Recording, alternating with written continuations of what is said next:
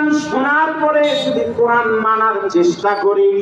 নবীজি বলেছেন মান ক্বারাআল কোরআনা ফাস্তাযহারাহু ওয়া হাল্লা হালালাহু ওয়া হাররামা হারামাহু আদখালাহুল্লাহুল জান্নাহ। যেই ব্যক্তি কোরআন অনুযায়ী তার জীবন পরিচালনা করবে, কোরআনের হালাল গুলোকে জীবনে হালাল হিসাবে মেনে নিবে,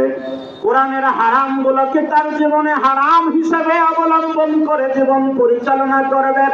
আদখালাহুল্লাহুল জান্নাহ, আল্লাহ রাব্বুল আলামিন ওই ব্যক্তিকে বিনা হিসাবে আল্লাহর জান্নাতে পৌঁছায়া দিবে। হাদিসের শেষে আরো বলা হয়েছে শুধু জান্নাত দিয়ে ক্ষান্ত হবেন না, ওই ব্যক্তি যদি কোরআন অনুযায়ী জীবনের সব কাজ কর্ম সম্পাদন করে থাকে, নবীজি বলেছেন হাসরের ময়দানে আল্লাহ রাব্বুল আলামিন কোরআনকে সম্মান দিয়া ইজ্জত দিয়া জীবন পরিচালনা করার কারণে এক নয় দুই নয় 10 জন ব্যক্তিকে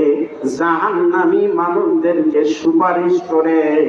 আল্লাহর জান্নাতে ঢোকানোর ব্যবস্থা করে দিবে।